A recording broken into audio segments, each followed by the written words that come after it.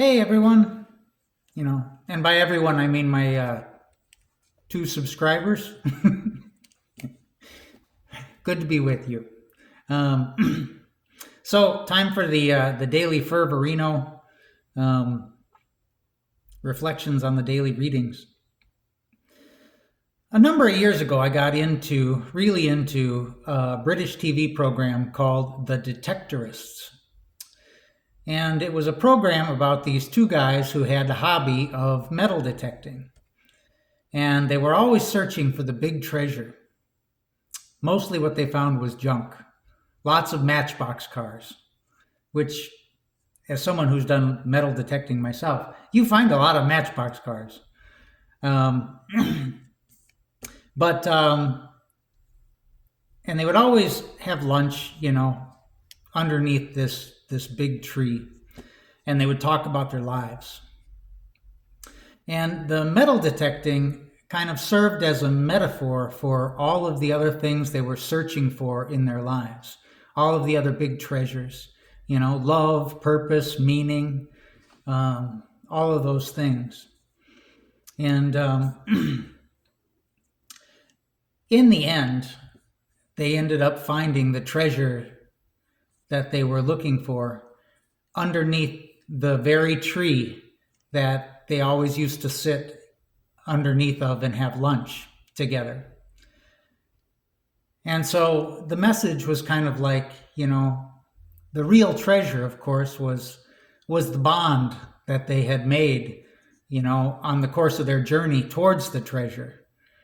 The actual treasure itself was nice, but the real treasure was made during the journey. It's a very familiar theme in a lot of stories. My favorite book is The Alchemist by Paulo Coelho. And it's the story of this shepherd boy, Santiago, who is sleeping underneath this tree with his sheep. And he has a dream of a treasure. And he wakes up from the dream and he knows that he has to go and search for this treasure. And so he sells his sheep and he goes off and he has all of these adventures and meets all of these people and all of these brushes with death, and he's tested to his limits, and in the end he finds the treasure underneath the very tree that he had the dream.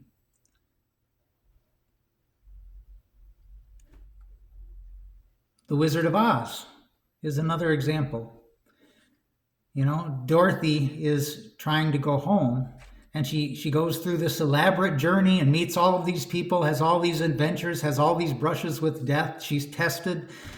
And in the end, the ruby slippers that were going to take her home, she always had.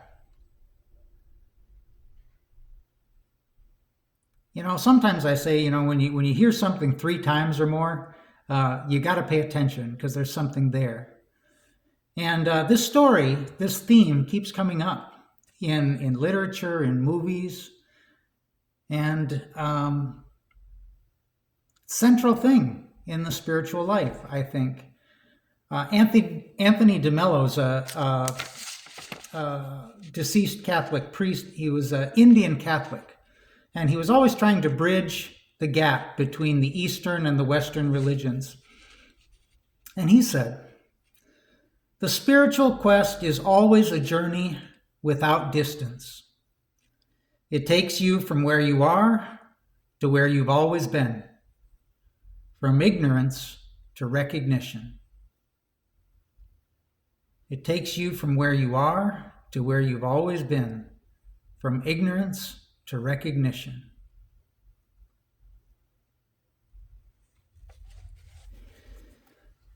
Today's gospel reading is a very popular gospel, I think. It's the one where Jesus says about prayer, "Ask and you shall receive. Seek and you shall find. Knock and the door will be open to you. For everyone who asks receives, everyone who seeks will find, and to everyone who knocks the door will be open." And The trouble with Scripture is that it uses human language to try to put into words things that can't be put into words.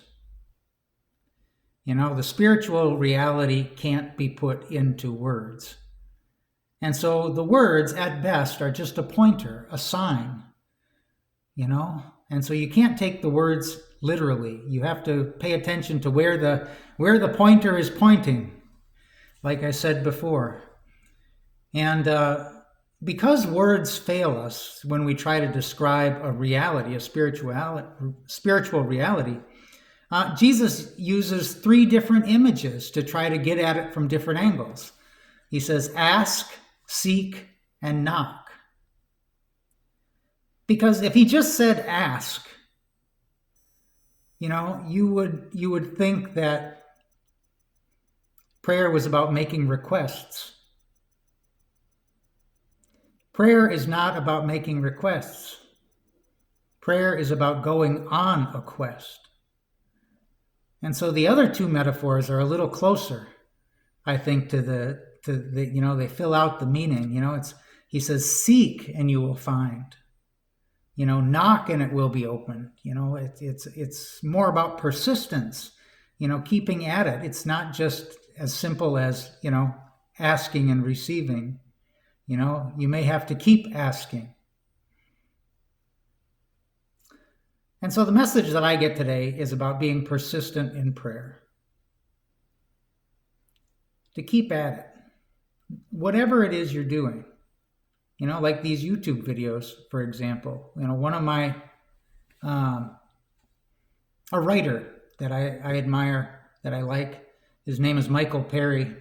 And he grew up on a farm near where I grew up.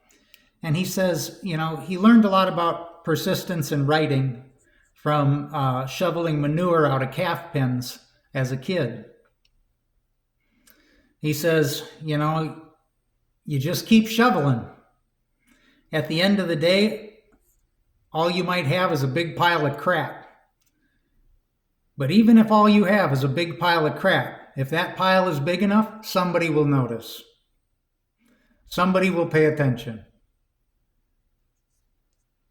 And so you just keep at it. You just keep going. You know, one of my favorite movies is called The Shawshank Redemption.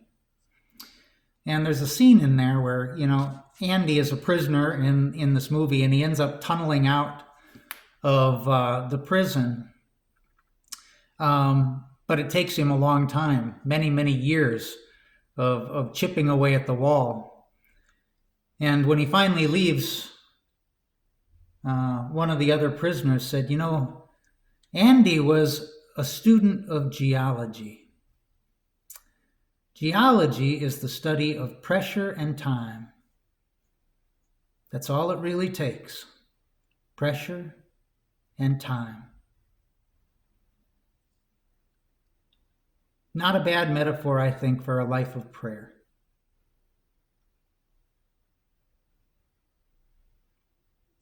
Have a good day.